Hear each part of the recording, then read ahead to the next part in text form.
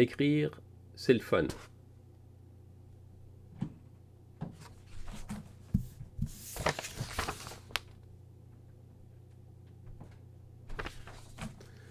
Bonjour à toutes et bonjour à tous. Alors, en continuation avec la vidéo que nous avons faite avec l'école Les mots l'autre jour, qui concernait le fait de commencer à écrire un roman, ou une nouvelle, en tout cas, ou un texte autobiographique, en tout cas un texte relativement long. J'ai proposé que les personnes qui avaient entendu le live me posent des questions si les questions qu'elles avaient n'étaient pas abordées dans le live même. Et donc j'ai recueilli un certain nombre de questions, il y en a 6 ou 7. Et aujourd'hui, je vous fais une vidéo complémentaire pour répondre à ces questions. Si à la suite de ces 2 vidéos, vous avez des questions à me poser, n'hésitez pas à m'écrire à Martin Winkler en un seul mot. Winkler, c'est W-I-N-C-K-L-E-R, @gmail.com. Et je rassemblerai d'autres questions et je ferai une autre vidéo. Vous pouvez faire ça pendant tout l'été, jusqu'à la fin août. Car je suis chez moi, je ne travaille pas sur mon roman en ce moment puisqu'il est terminé, et donc ça me fera plaisir de répondre à vos questions. Alors, je vais commencer par la question de Kim.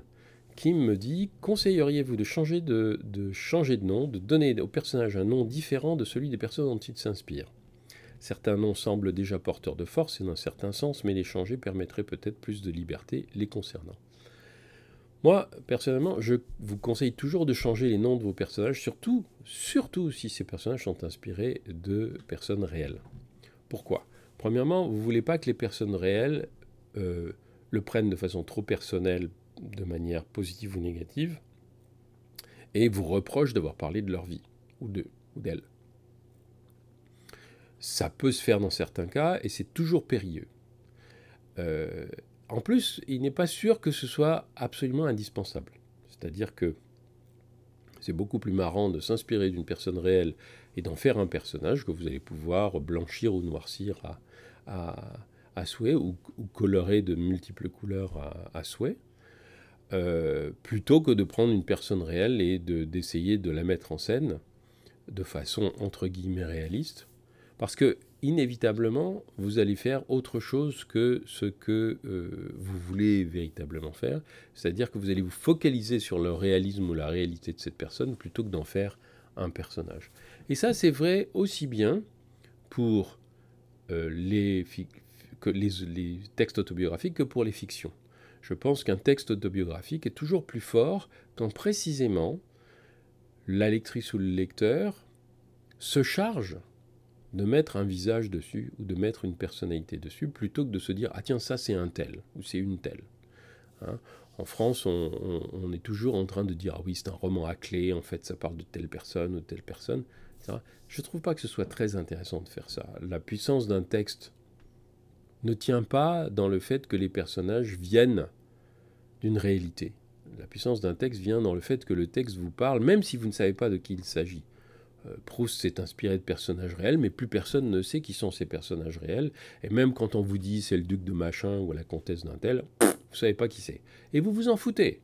Si vous aimez Proust, vous vous foutez complètement de savoir si c'est quelqu'un de réel.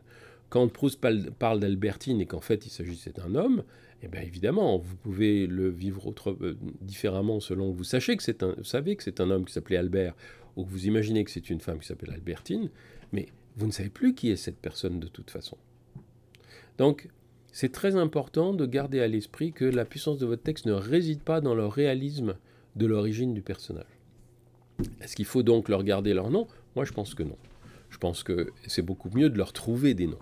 Et de leur trouver des noms qui peuvent ressembler à des noms qui existent déjà, qui sont les noms de personnages réels, ça c'est possible. Mais, comment dirais-je, d'utiliser ces noms de manière à ce que ce nom habille en quelque sorte le personnage, que ce soit un costume que le personnage va porter, et que ce nom permette aux lecteurs et aux lectrices de se retrouver tout de suite, immédiatement, dans l'histoire, parce qu'ils voient le personnage. Je vous donne un exemple. Dans la suite de romans que je viens de terminer, Abraham et Fils, l'histoire de France et France en Amérique, je mets en scène un certain nombre de personnages, en particulier dans le premier roman, un certain nombre de personnages qui vivent dans les années 60. Et ces personnages qui vivent dans les années 60, un certain nombre d'entre eux, moi je ne sais pas décrire les personnages, donc je voulais qu'on puisse avoir une petite idée de qui ils étaient physiquement, sans avoir besoin de les décrire. Qu'est-ce que j'ai fait? Et je l'ai fait pour moi m'en souvenir, c'est-à-dire les voir moi, sans avoir besoin de me rappeler qu'il avait telle caractéristique. Eh ben, par exemple, il y a un libraire qui s'appelle Monsieur Blier.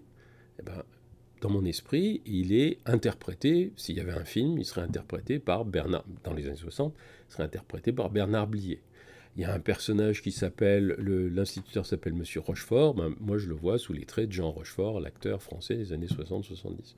Il y a un autre personnage qui s'appelle l'abbé Noiret, ben, je le vois sous le visage de Philippe Noiret. L'intérêt de faire ça, c'est que avec votre nom, vous avez un visage, avec votre visage, vous avez une visualisation immédiate de à qui vous avez affaire, quel est l'aspect du personnage général. Et ensuite, c'est dans ce que vous allez lui faire dire ou lui faire faire que vous allez lui faire prendre une certaine personnalité. Parce que l'aspect, c'est jamais qu'une des facettes de la personnalité, c'est pas toute la personnalité. L'intérêt de prendre des noms comme ça, quand j'ai écrit La maladie de Sac, j'avais un gros problème, c'est qu'il y avait, je sais pas, 150 figures qui passaient dans le livre, puisque c'était des patients qui parlaient de leur médecin, et puis il y avait la famille des patients, etc. Et donc, je me disais, mais comment je vais les nommer, ces gens? Il faut bien qu'ils aient des noms.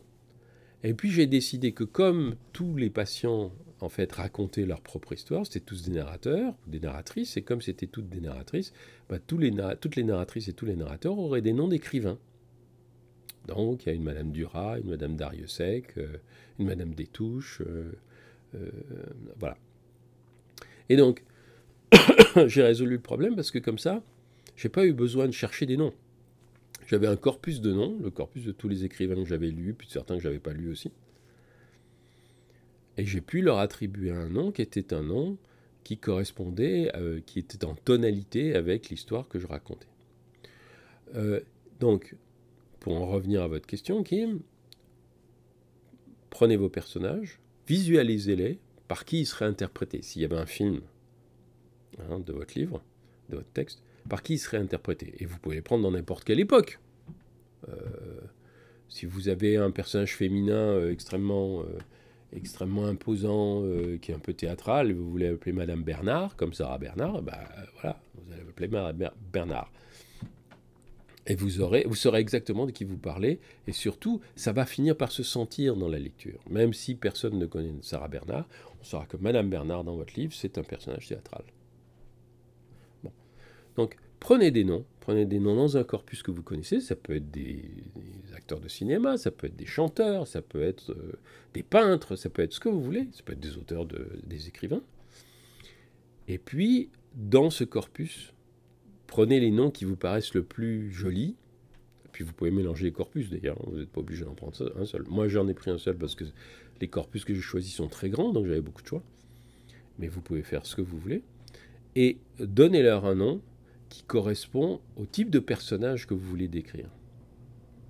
Et vous allez voir, même si vous êtes inspiré d'un personnage réel, le nom qui va vous venir va être à la fois évocateur d'un personnage peut-être imaginaire ou d'un acteur ou d'une figure que vous aimez, et aussi de la personne dont vous vous inspirez. Et vous vous sentirez beaucoup plus libre de faire comme ça. Ensuite, j'ai Christine qui me pose la question suivante. Écrire, c'est lire, pratiquer au quotidien des pastiches, utiliser des trames existantes. J'ai eu envie de recopier des passages d'auteurs sur une émotion, une description, un lieu. Comment retrouver ce passage parmi tous les autres? Avez-vous une sorte de classement par sujet, par auteur, par livre?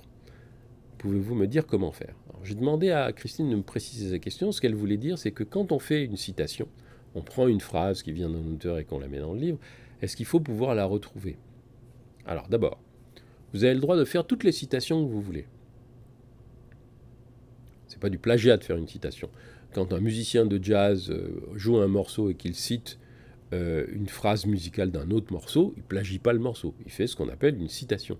Quand un peintre cite un élément visuel qui vient d'un autre peintre, il fait une citation. Il ne plagie pas. C'est à l'intérieur de sa propre œuvre. Vous, si vous prenez des phrases qui ont été dites ou écrites par quelqu'un d'autre, le roman que je viens d'écrire est un roman dans lequel il y a plein de citations de chansons. C'est pas du plagiat, je cite les chansons exactement comme dans la vie, je pourrais en train de... Voilà, il y a un personnage à un moment donné, il y a deux personnages qui vont voir Un homme et une femme de Claude Lelouch, et puis en sortant, le garçon prend la fille par le bras et dit « Aujourd'hui c'est toi, aujourd'hui c'est moi, aujourd'hui l'amour nous a pris par le bras », et il lui prend le bras. Bon. Et évidemment, il cite les paroles. Donc, c'est une citation, c'est pas du plagiat, c'est exactement ce que nous faisons dans la vie courante, qui est de citer un tel ou un tel. Dans les romans, dans les livres, dans les textes, vous avez le droit de faire absolument ça. Est-ce qu'il faut savoir où c'est? Pas forcément. Ça peut être utile de savoir où c'est si, par exemple, un jour, si vous prenez une phrase qui vient d'un texte qui est écrit dans une autre langue que la vôtre. Si vous citez du Garcia Lorca en français et non pas en espagnol, si un jour votre texte est traduit en espagnol, vous voudrez avoir la vraie citation de Garcia Lorca. Mais en général, ces citations-là, on sait où elles sont. On n'a pas besoin de noter où elles sont, on s'en souvient. Si ça vient du français, de toute façon, en traduction, ce sera traduit exactement comme ça aurait été traduit, et peut-être même différemment d'ailleurs, de la manière dont ça aurait été traduit dans le texte original. C'est ça qui est intéressant, c'est que traduction d'une phrase, ça dépend du contexte. La même phrase écrite dans deux romans différents peut être traduite de façon radicalement différente dans une autre langue, mettons du français à l'anglais, tout simplement parce que le contexte n'est pas le même, parce que le traducteur ou la traductrice n'est pas le même, parce que la tonalité du roman n'est pas le même, etc. Vous n'avez pas besoin de repérer où c'est. Ce qu'il faut, c'est bien faire la différence entre la citation et le plagiat. Le plagiat, c'est vous écrivez un roman et il y a un autre roman qui existe déjà sur le même thème, et donc pour pouvoir faire, je ne sais pas moi, la description de la jungle ou d'une ville, comment dirais-je, un peu exotique, vous reprenez la citation, vous reprenez tout le paragraphe dans lequel l'auteur a décrit cette ville exotique et vous changez 3 mots. Ça, c'est du plagiat. Vous prenez une phrase pour l'intégrer à votre roman, parce que cette phrase va bien dans votre roman. C'est pas du plagiat, c'est de la citation. J'ai écrit un roman entier qui s'appelle Les Trois Mousquetaires. J'ai repris la trame des Trois Mousquetaires pour écrire un roman qui se passe dans une fac de médecine dans les années 70. Et c'est pas l'histoire de la formation de 3 mousquetaires, mais c'est de 4 mousquetaires, mais c'est l'histoire de la formation de 4 étudiants en médecine. J'ai repris la trame d'Alexandre Dumas. C'est ça qui m'a permis de l'écrire, le roman. Autrement, je ne savais pas comment le faire. De temps en temps, il y a des phrases qui sont reprises chez Dumas, parce que ces phrases, elles sont faites non seulement pour être des citations, mais aussi pour suggérer au lecteur qu'on est dans un remake de Dumas. Donc ça a une fonction.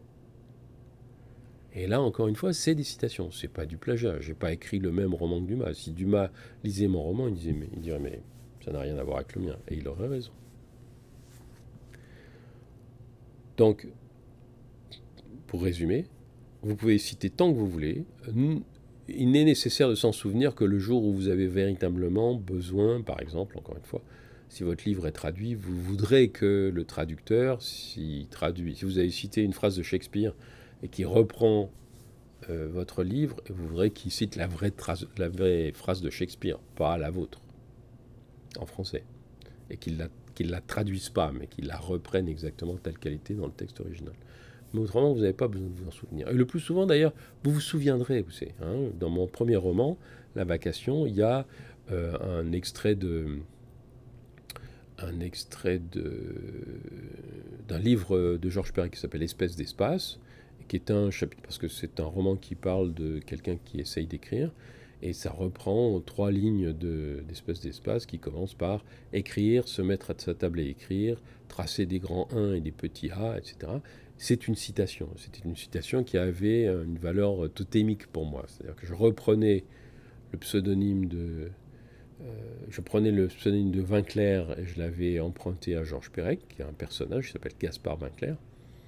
Et comme j'étais très influencé par la liberté de ton et d'écriture de Georges Perec, je voulais que ça se reflète dedans. Donc j'ai mis ces 3 lignes de citation dans mon roman. C'est à la fois un clin d'œil pour les gens qui ont lu Pérec, mais on peut très bien ne pas les voir et ça n'a pas d'importance. Et en même temps, c'était quelque chose que je faisais pour moi. Très important. Très important. Vous écrivez d'abord pour vous. Vous voulez que ce soit lu, certes, mais vous écrivez pour vous. Donc, il faut que ça vous fasse plaisir. Et ça ne peut vous faire plaisir que si vous vous autorisez absolument tout. Alors, justement, j'arrive à la troisième question qui est celle de Nathalie.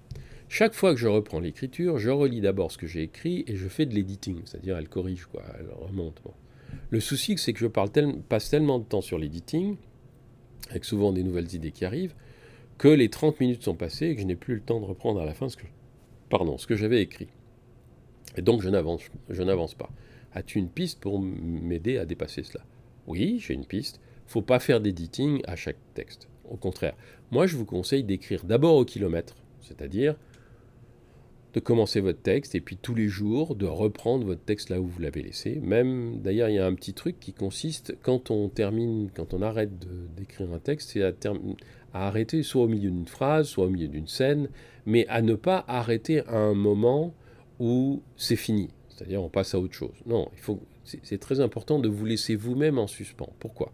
Parce que vous allez arrêter et puis vous allez continuer à penser à la suite. Et quand vous reviendrez le lendemain pour écrire la suite, ou 2 heures plus tard, ou 6 heures plus tard, ça aura mûri dans votre tête, et vous serez impatient d'écrire ou impatiente d'écrire la suite, parce que vous êtes impatient de lire la suite. Rappelez-vous que vous êtes une lectrice, vous êtes un lecteur, avant tout. Vous avez été une lectrice et un lecteur avant de vous mettre à écrire. Vous êtes une écouteuse ou un écouteur d'histoire avant d'avoir raconté des histoires. C'est comme ça qu'on apprend à raconter. On écoute d'abord, ensuite on raconte. On lit d'abord, ensuite on écrit. Donc, il faut respecter la lectrice et le lecteur qui est dans votre tête. Et la respecter, c'est quoi? C'est lui faire plaisir. Et donc, ne passez pas votre temps à corriger. La correction, ça se fait à la fin. Imaginez que vous êtes un sculpteur. Vous voulez sculpter un buste à l'intérieur d'un bloc de pierre, de marbre, peu importe. Vous n'allez pas passer les 300 premières heures sur le nez. Non, d'abord, vous allez dégrossir. Ensuite, ça va avoir à peu près la forme d'une tête. Puis après, vous allez dire, tiens, là, je vais découper une oreille. Bon, après, je vais découper une autre oreille. Mais vous n'allez pas polir l'oreille ou le nez tout de suite. Vous le ferez à la fin. Le polissage, ça se fait à la fin. Ce qui est important, c'est d'abord votre forme la plus, comment dirais-je, la plus rudimentaire soit-elle, mais une forme qui ressemble véritablement à ce que vous voulez avoir, et ensuite de polir. Un texte, c'est la même chose. L'avantage, en plus de faire comme ça, c'est que si vous passez votre temps à corriger un seul texte, vous patinez. C'est-à-dire que vous aurez peut-être d'autres idées, mais les idées, vous ne les écrivez pas. Donc, elles vont s'éparpiller, et c'est peut-être dommage. Alors que plus on écrit, plus on a d'idées, plus on continue à écrire, et plus on a de corpus, plus on a d'éléments ensuite sur lesquels on peut travailler. Et surtout sur lesquels on peut travailler en se disant comment est-ce que je les assemble. Si vous êtes tout le temps sur le même chapitre, ou sur la même phrase, vous ne construisez pas. Une maison. Construisez une maison comment? Construisez pas d'abord la porte, l'encadrement de la porte, et puis ensuite en mettant la porte en disant je vais me polir. Non. Vous faites les murs, vous faites les étages, vous posez le toit, et puis ensuite vous allez faire les finitions. Et un texte, c'est la même chose. Il faut qu'il tienne debout d'abord, et ensuite vous ferez les finitions. Il faut voir votre texte comme si c'était quelque chose que vous montez en cap-là. Vous comprenez? Si vous vous dites, ah tiens, je vais faire un château, et puis que vous vous occupez que de faire que de la première tour, et après vous ne savez pas comment raccorder les textes du château, le reste du château, ça ne va pas aller. Alors que si vous faites la forme globale du château, et qu'ensuite vous dites, tiens, la tour, je vais le faire un peu plus haute ou un peu plus petite. Là, vous pouvez travailler dessus.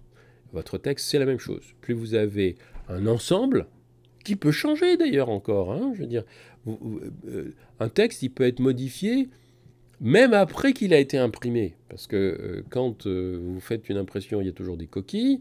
Si votre texte il est réimprimé, on aura modifié le fichier de départ. Maintenant, ça se fait facilement. Vous pouvez modifier le fichier de départ, et puis le premier 1000, il y a une coquille, et puis dans le deuxième 1000, la coquille, elle n'y est plus. Et là, c'est la même chose. Dites-vous bien qu'un texte peut se modifier à plein d'étapes, mais que c'est beaucoup plus facile de modifier quelque chose qui existe déjà que de modifier petit bout par petit bout. Hein, c'est comme encore une fois, c'est comme n'importe quel jeu de construction. Vous voulez avoir toutes les pièces et les mettre ensemble avant de commencer à modifier une pièce parce que vous trouvez qu'elle ne tient pas bien. Donc, écrivez au kilomètre. Et un conseil tout simple, enfin une façon toute simple, c'est de dire j'écris au kilomètre pendant la semaine et le dimanche, je reprends tout et j'édite. Mais une fois que j'ai passé mon temps à éditer le dimanche, je pose et j'écris la suite. C'est-à-dire je ne reprends pas ensuite chaque texte qui vient. Non, non. Il faut absolument avoir des phases d'écriture au kilomètre et puis des phases d'édition, mais qui soient distinctes. Parce qu'encore une fois, vous pourrez toujours revenir dessus. Alors, ensuite, j'ai Dominique qui me dit « J'écris l'histoire d'un membre de ma famille qui est décédé, je retrace à travers différentes voies son parcours. Ma question est d'ordre technique. Il y a 6 ou 7 protagonistes qui évoquent ce personnage central, et jusqu'à présent, j'ai suivi une trame chronologique pour illustrer le fait qu'une tension s'installe dans la vie de cet homme qui va disparaître. Vous avez parlé de découper le récit. Est-ce qu'à votre avis, c'est possible dans la polyphonie? Comment faire pour ne pas perdre le lecteur entre les voix et les époques? Croyez-vous que c'est possible que ça peut être trop confus? Et en plus, comment assembler les différents chapitres? Comment faire en sorte pour qu'ils se répondent et accrochent le lecteur? Encore une fois, vous êtes une lectrice, vous êtes un lecteur. Vous savez comment accrocher, parce que vous l'avez été. Donc, on va parler des différentes étapes dans cette question. Est-ce qu'il faut raconter de façon chronologique? Oui. C'est même plus simple de raconter de façon chronologique parce que vous pouvez toujours changer la chronologie par la suite. Je veux dire que vous pouvez très bien raconter des épisodes tels qu'ils se sont passés dans le temps et puis décider que l'épisode numéro 3, vous allez le placer finalement après l'épisode numéro 7. Mais ça, vous ne pourrez le savoir parce que vous aurez vu l'ensemble. Je vous donne un exemple qui vient du roman que je viens d'écrire. Il y a une révélation qui arrive aux 2/3 du roman entre 2 personnages, c'est-à-dire qu'un des 2 personnages apprend quelque chose à l'autre. Bon. Mais ce qu'il l'a appris, il l'a appris 50 ans plus tôt, pendant une autre narration. Alors, j'avais écrit ça, mettons, je ne sais pas à quel moment c'était écrit, mais il y a 112 chapitres, peut-être que j'avais écrit cette révélation au 30e chapitre. Puis finalement, je l'ai déplacée au 66e. Mais je n'ai pu la déplacer que parce que je me suis dit, bon, c'est là que l'un des 2 personnages apprend cette nouvelle. Mais ce qu'on veut, nous, c'est que ce soit une surprise pour le second personnage, donc pour la lectrice et le lecteur. On ne va pas la mettre là, parce que ça va tomber à plat. Non, on va la déplacer. Je n'ai pu la déplacer que parce que c'était déjà fait.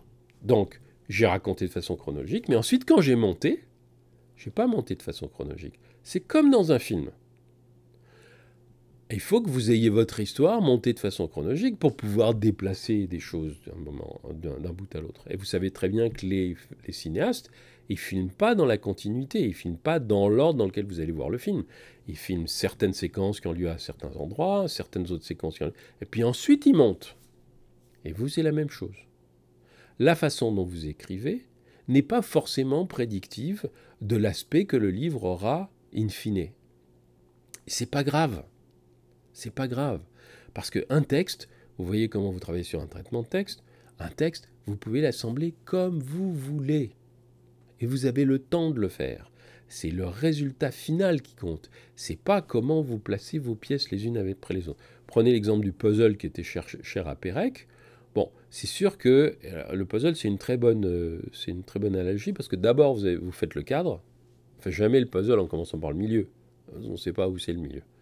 Mais c'est pas ce qui va au milieu. Mais on fait le cadre d'abord parce qu'elles ont une forme particulière. Et ensuite, alors après, il y a des bouts qui se mettent. Mais tout ça, ça ne se fait pas dans un ordre particulier. L'ordre est différent. Pour un même puzzle, l'ordre de composition va être différent pour 2 personnes différentes ou 3 personnes différentes, tout simplement parce qu'elles voient les choses différemment. Et elles les montent différemment. Et bien vous fabriquez votre puzzle et vous le montez en même temps, ou votre labyrinthe. Moi j'aime bien l'image du labyrinthe. Hein. Vous êtes le rat qui construit le labyrinthe dont il ou elle se propose de sortir. Et bien vous avez d'abord un cadre. Et ce cadre, ça peut être que ça commence en 1925 et ça se termine en 1957. Bon. Et puis, donc c'est votre trame centrale. Et puis ensuite, vous allez suivre des chemins à l'intérieur de votre trame. Mais vous pouvez bouger des cloisons comme vous voulez. Vous pouvez modifier le chemin comme vous voulez au fur et à mesure que vous écrivez. Sauf que, il faut quand même que vous sachiez où vous commencez et où vous finissez, et puis que vous ayez un certain nombre d'éléments qui sont en place pour pouvoir les déplacer. Vous ne pouvez pas déplacer des éléments qui n'existent pas. Le grand avantage du roman par rapport au labyrinthe ou par rapport à une maison, c'est qu'une maison, c'est difficile de déplacer une pièce, mais votre roman, vous pouvez déplacer les chapitres comme vous voulez. Et vous pouvez le faire jusqu'à la fin. Je vous donne un autre exemple. Moi, le roman que je viens de terminer, qui a 112 chapitres, a des titres de chapitres qui sont des titres de chansons. Parce que chaque chanson est en quelque sorte la tonalité, l'illustration musicale du chapitre. Mais les titres de chansons, je les ai changés et je suis encore en train de les changer. Il est probable qu'il y en a un ou deux qui vont changer avant que ça parte à l'impression. Alors que là, le livre est parti chez les personnes qui mettent le livre en page, hein, qui fixent les marges, les titres courants, comment dirais-je, la police des caractères, etc. Mais le contenu lui-même, bon, la structure ne va pas changer. Hein, la structure, elle est déjà, je l'ai déjà élaborée depuis un certain temps, donc elle ne bougera pas. Mais les titres de chapitres, par exemple, ils peuvent bouger. Il peut y avoir une phrase qui s'en va, une autre qui arrive, ou 3 mots qui changent, ou 2 virgules qui disparaissent. Ça, c'est les finitions, c'est à la fin. Ce qui est intéressant, c'est que précisément, vous donniez quelque chose sur quoi, encore une fois, comme je l'ai dit au début, sur quoi travailler. Alors, ça, c'est pour la chronologie. La polyphonie. Vous avez plusieurs narrateurs, plusieurs narratrices, très bien. Encore une fois, vous pouvez les raconter. Alors, vous pouvez faire ce que vous voulez. Il y a un livre qui s'appelle La peau dure. J'oublie le nom de l'auteur. C'est un très bon bouquin qui raconte la même histoire racontée par 3 sœurs. Et puis, les 3 textes se suivent. Mais vous pouvez décider d'intercaler une narration. Dans mon roman Abraham et Fils, il y a 2 narrateurs et ils sont intercalés. A, B, A, B, A, B, A, B, A, B, pendant tout le livre. De temps en temps, il y a un joker au milieu parce que Franz, lui, écrit des histoires, donc c'est au milieu, au lieu d'avoir une narration à lui, c'est une méta-narration. Mais c'est alterné comme ça. Dans les histoires de France, il y a beaucoup plus de narrateurs, donc les narrations sont amenées de façon à la fois chronologique et antichronologique. Il y a des gens qui racontent en 2019 des choses qui se sont passées dans le roman que je viens de terminer, France en Amérique, c'est pareil, il y a plusieurs narrations, il y a plusieurs temporalités. Si vous avez vu un film de Christopher Nolan qui s'appelle Dunkerque, dans Dunkerque, il y a 3 narrations qui ont lieu le même jour, enfin, non, qui n'ont pas lieu le même jour, mais qui ont lieu sur 3 périodes différentes. Il y a ce qui se passe sur la plage, ça dure une semaine, ce qui se passe sur les eaux, ça dure une journée, et ce qui se passe dans les airs, ça dure 3 heures. Et les 3 narrations sont intriquées. Il est bien évident que Christopher Nolan a écrit ces 3 narrations, d'abord séparément, il savait à peu près ce qu'il veut, et ensuite il les a montées pour qu'elles soient intriquées. Et d'ailleurs, on voit les intrications. C'est un très beau film, c'est aussi un très bel exercice de narration. Bon, voilà, c'est la même chose pour vous. C'est-à-dire qu'il faut bien que vous connaissiez vos narrations, vos diverses narrations, vous sachiez ce qu'elles vont raconter, et puis que vous les racontiez. Et ensuite, vous allez les monter. Dans France en Amérique, que je viens d'écrire, il y a 2 narrations qui se passent en France, qui sont un homme et une femme qui vivent ensemble, qui s'aiment beaucoup, mais qui ont 2 activités très différentes et parallèles, dont ils ignorent les détails l'un de l'autre. Et puis je voulais qu'à un moment donné, ces 2 narrations se croisent. Mais d'abord, j'ai dû construire les deux narrations parallèles avant de me dire, tiens, c'est là qu'elles vont se rejoindre. Je ne le savais pas au début. Je savais à peu près de quoi elles étaient faites, je savais à peu près quels étaient leurs intérêts, leur engagement, mais il a fallu d'abord que je les écrive. Et ça, c'est très important aussi, c'est que vous ayez une idée à peu près, une assez bonne idée de ce que chacun de vos personnages raconte, et surtout de la façon dont il le raconte, de la tonalité avec laquelle il le raconte. Et c'est aussi très important, on en revient à ce qu'on disait tout à l'heure, d'écrire au kilomètre, parce que c'est là que vous allez voir les relations entre les différentes narrations et que vous allez voir comment les structurer. Une chose aussi qui est très importante, c'est que si vous décidez d'écrire toute la narration d'un seul personnage, faites-le en chapitres bien délimités, parce que vous pourrez les bouger. Si vous faites ça d'un seul tenant, ça va être beaucoup plus difficile à découper. Alors que si vous faites... comme un film, encore une fois, hein, comme un film.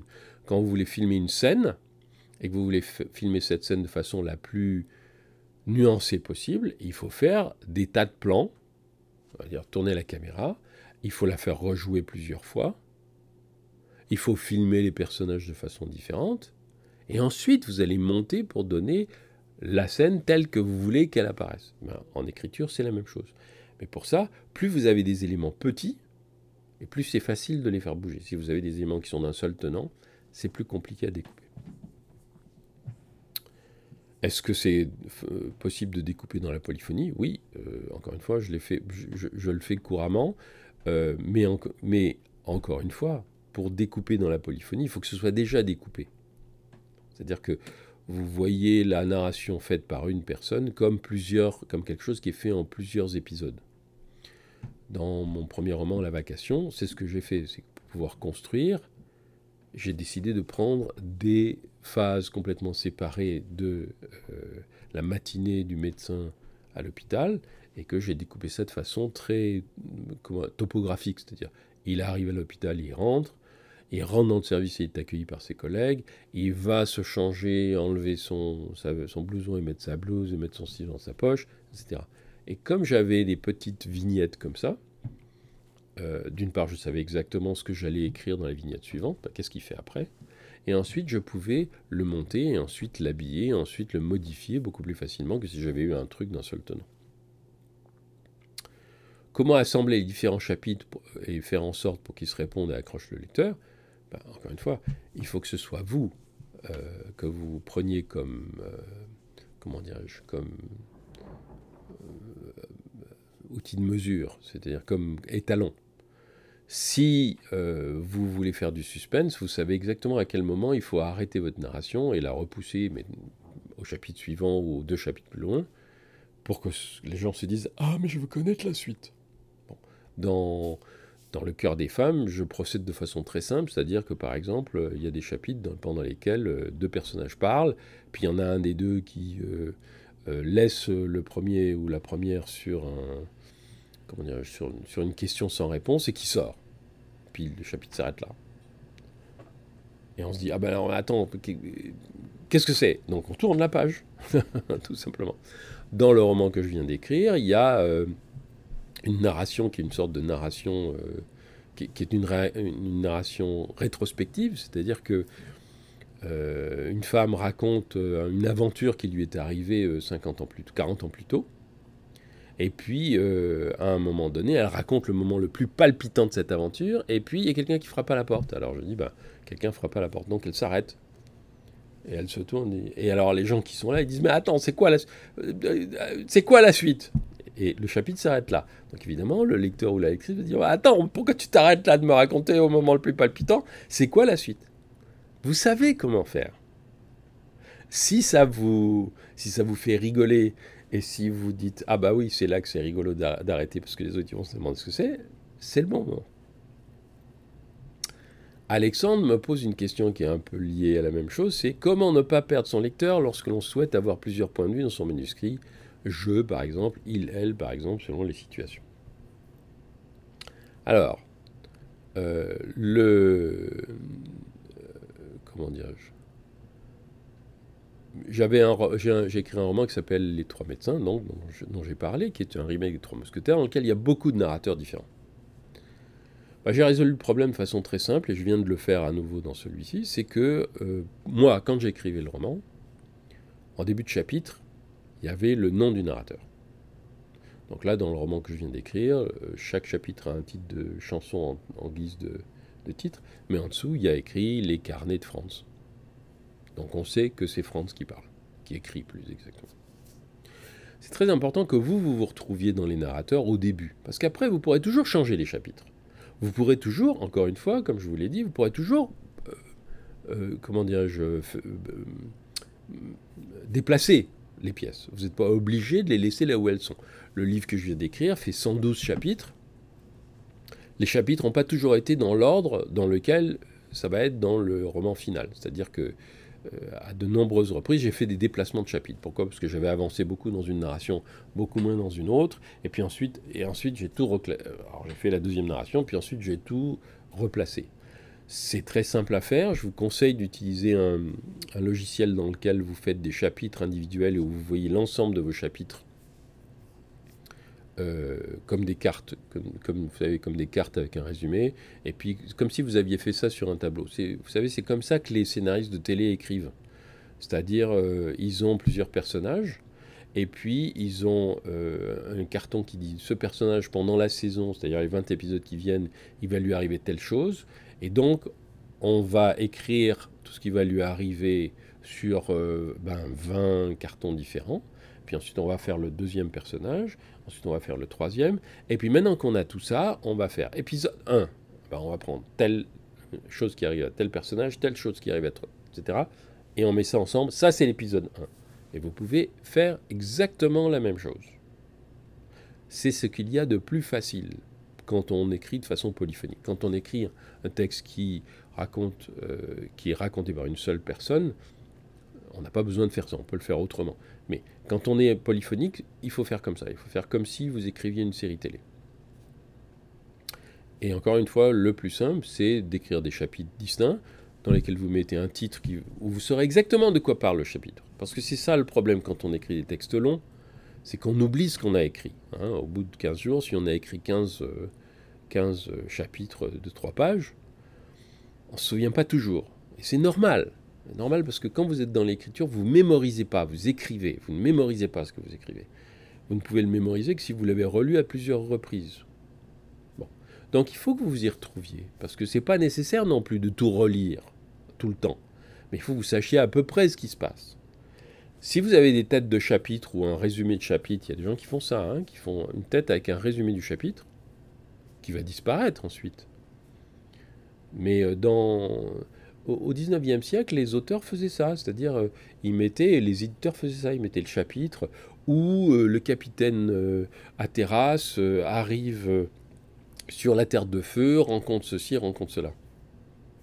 Pourquoi? C'est une sorte de résumé du chapitre à venir, pour que, d'abord, ça leur servait à eux pour se souvenir de ce qu'ils avaient écrit, ensuite ça permettait aux lecteurs de retrouver le chapitre. Bon. Donc il faut le faire. Vous pouvez le supprimer après, mais faites-le pendant que vous travaillez. Et c'est comme ça. Si vous n'êtes pas perdu, votre lectrice et votre lecteur ne sera pas perdu. Alors ensuite, j'ai Céline qui me dit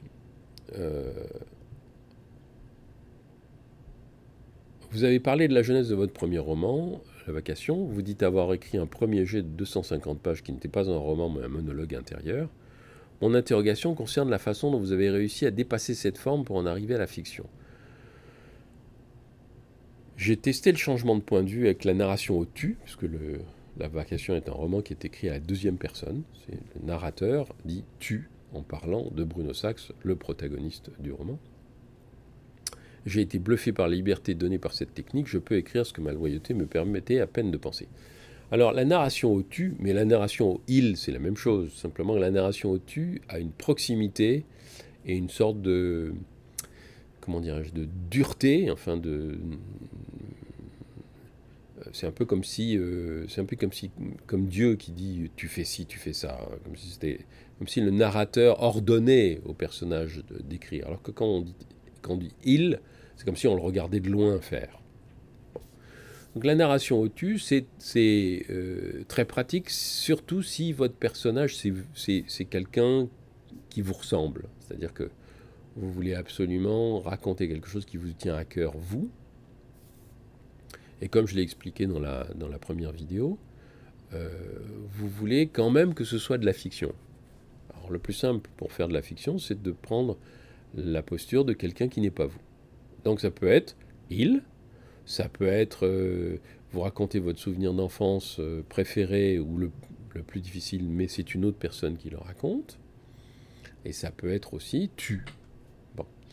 La vertu de ça, c'est que ce n'est plus vous. Et comme ce n'est plus vous, vous pouvez vous permettre de dire des choses que vous n'auriez pas dites si c'était vous. Ça, c'est la première chose. La deuxième chose, c'est que le changement de point de vue, c'est quelque chose qui est lui-même stimulant pour imaginer des choses qu'on n'aurait pas imaginées. Vous écrivez une fiction, si vous changez de point de vue, vous pouvez imaginer quelque chose qui n'est pas arrivé dans la réalité. Si vous le faites simplement de votre point de vue, vous regardez dans votre petite fenêtre, vous n'allez pas y penser. Si vous vous mettez de côté, comme j'ai donné un exercice qui était raconter la vie, une journée d'un banc public, c'est pas la même chose que de dire je suis assis sur un banc public et je regarde les gens passer. Parce que si vous êtes assis sur un banc public, par exemple, les gens qui vont passer ne vont pas forcément s'asseoir à côté de vous. Alors que si vous êtes le banc public, là, il y a des gens qui ne se seraient pas assis qui vont s'asseoir. Et vous allez les entendre dire des choses qu'ils n'auraient pas dites si vous aviez été là.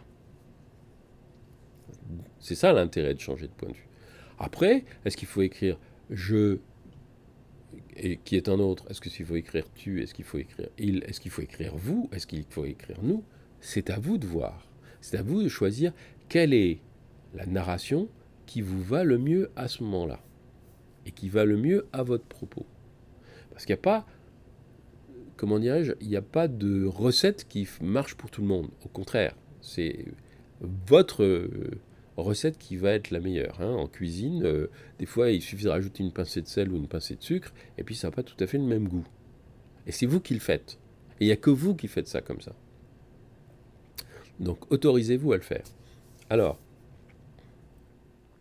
Céline me dit « Je reste encore bloqué dans le flux du monologue intérieur, une suite de pensées et d'émotions, ce qui ne constitue pas une narration. » C'est ce qui m'était arrivé quand j'avais écrit La Vacation. J'avais écrit une sorte de long tunnel de 250 pages. Et puis, je me suis dit, mais c'est pas un roman. C'est pas un roman, pourquoi? Parce que c'est pas construit. C'est la différence entre un fleuve long sur lequel il ne se passe rien. L'eau va plus ou moins vite. Et puis, un torrent où ça commence à la montagne, d'abord c'est de l'eau qui tombe, ensuite ça bat, ça tourne, etc. C'est ça, un roman. Un roman, c'est quelque chose, c'est une narration dans laquelle il se passe plein de choses. Plein de choses imprévues. Vous êtes sur le canoë, et puis faut prendre les moments où ça... Alors que si vous êtes sur le canoë et que vous êtes sur le Mississippi, qui est un long fleuve qui fait comme ça, si vous prenez un paquebot et que vous traversez l'océan Atlantique et que sur l'océan Atlantique ou le Pacifique et que c'est le calme plat qui ne se passe rien, s'il y a un peu de tempête, là c'est plus intéressant. Et le roman, c'est la même chose. Alors, Céline me dit, comment déterrer la narration au sein du monologue intérieur? Je pense qu'il faut faire le contraire. C'est-à-dire que, non, votre monologue intérieur, dans quelle narration le verriez-vous bien? Je reprends l'exemple de ce que j'ai fait. Je voulais raconter mes études de médecine. Je n'ai pu raconter mes études de médecine que le jour, parce que je ne savais pas comment le faire, je ne voulais pas le faire comme un texte autobiographique, ça m'emmerdait. Le jour où je me suis dit, je veux raconter un roman d'aventure, un roman de formation, un roman d'amitié, un roman d'amour, un roman politique, et que je me suis dit, tiens, personne n'a fait ça. Ah si, Alexandre Dumas a fait ça. Je vais refaire Les Trois Mousquetaires. J'ai pris mon matériau, qui était mes études de médecine, et je les ai mises dans une trame qui était Les Trois Mousquetaires d'Alexandre Dumas, dans lequel Bruno Sax était d'Artagnan. Il avait 3 amis qui étaient André, Bruno et Christophe, Basile et Christophe, qui sont les 3 mousquetaires, Athos, Porthos et Aramis, etc., etc. Et ça tombait très bien, parce que je voulais écrire un roman épique où il y aurait tout ça. Et j'ai repris la trame des 3 mousquetaires, mais évidemment, le contenu, c'est pas du tout la même chose. C'est-à-dire qu'on peut très bien lire Les 3 médecins sans savoir que c'est un remake des 3 mousquetaires. Et sans même se rendre compte que c'est un remake des 3 mousquetaires. Ça n'a pas d'importance.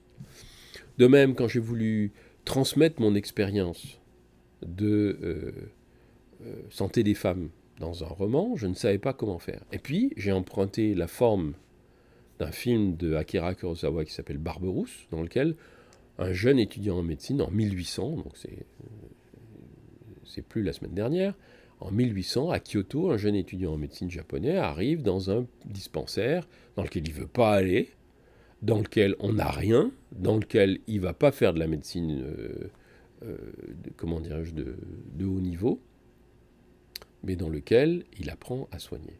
Et j'ai transposé ça sous la forme du cœur des femmes, dans lequel c'est pas un étudiant, c'est une étudiante en médecine qui arrive dans un dispensaire dans lequel il n'y a que des femmes, elle n'a pas envie d'y être, et puis elle va apprendre à soigner les femmes.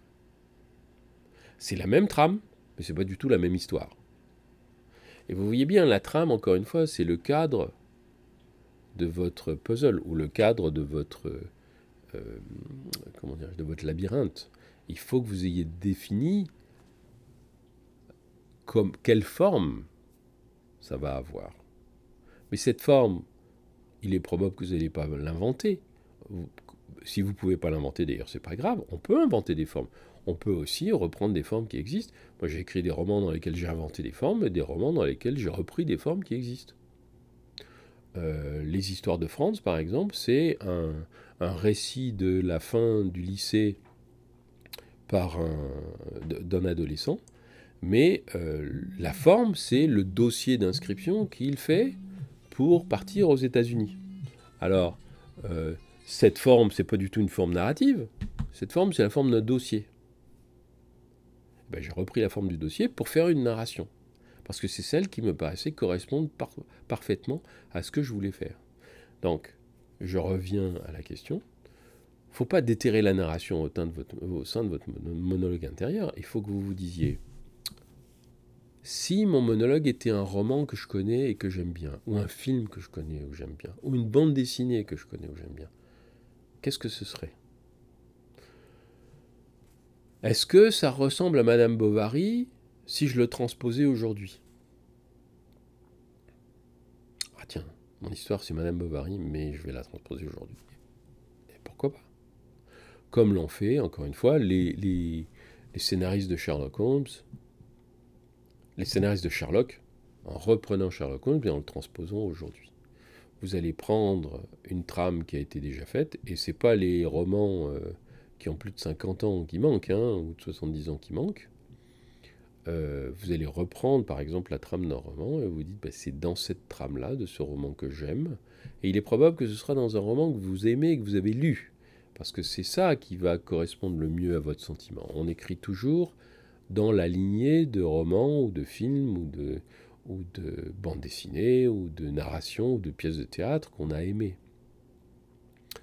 En investissant cette forme que vous avez aimée avec vos propres histoires, vous allez faire quelque chose, encore une fois, de personnel et d'original. N'ayez pas peur de ne pas être original ou assez original. Quand un metteur en scène ou une réalisatrice reprennent une histoire qui a déjà été faite et la portent à l'écran, c'est la même chose. Ce qui compte, c'est la façon dont elle ou ils le font, et non pas l'histoire de départ. Le roman que je viens de terminer, France en Amérique, emprunte à 3 narrations différentes, parce que je voulais raconter quelque chose dont je connaissais le cadre. Ça commence l'été 71, ça se finit l'été 72. Ça dure pendant les 9 et 11 mois de l'année. Donc il y a des moments obligés, les fêtes de fin d'année, Halloween, etc., puisque ça se passe aux États-Unis. Et je me disais, mais c'est un voyage. C'est un voyage sur place, enfin dans la baie de San Francisco. C'est pas un voyage autour du monde, mais c'est un voyage quand même. C'est un itinéraire, c'est un trajet, c'est une épopée, c'est une virée. Je me suis dit, à quoi ça ressemble? Quels sont les voyages que j'ai envie d'évoquer? Et puis j'en ai trouvé trois. Trois qui me semblaient être en phase, et qui sont très différents, qui me semblaient être en phase avec ce que je voulais faire. Le premier, c'était l'Odyssée d'Homère. Le deuxième, c'est le tour du monde en 80 jours de Jules Verne. Et le troisième, c'est le voyage de Darwin autour du monde sur le bateau le Beagle. Et ce voyage au cours duquel il a observé la faune, la flore, la géologie. Et il est revenu et il a écrit l'origine des espèces. Il s'est rendu compte que la Terre n'avait pas été créée 6000 ans plus tôt, mais qu'il y avait eu une évolution depuis des centaines de millions d'années. Bon. Et les trois m'ont inspiré pour structurer mon roman. Donc vous voyez, ça peut être des choses très différentes. Ça peut ne pas être littéral. Hein. Mon roman n'est pas construit en reprenant la trame d'un de ces trois-là, comme les trois médecins ont repris la trame des trois mousquetaires. Mais il y a une inspiration qui m'a servi à construire la façon dont j'ai écrit mon roman. Et c'est ça que vous devez faire. C'est dans quel cadre, dans quelle narration familière ou connue ou aimée, vous avez envie de raconter votre histoire. Voilà, c'est tout pour aujourd'hui. C'est déjà beaucoup, je pense, parce que j'ai beaucoup parlé. Si vous avez... Voilà, c'est la durée d'un épisode de feuilleton sur une chaîne... sur un provider. Si vous avez envie de me poser d'autres questions, voilà, jusqu'à la fin de l'été, jusqu'à la fin du mois d'août, n'hésitez pas à le faire en m'écrivant à Martin Winkler, martinwinkler, @gmail.com. Bonne écriture et faites-vous plaisir.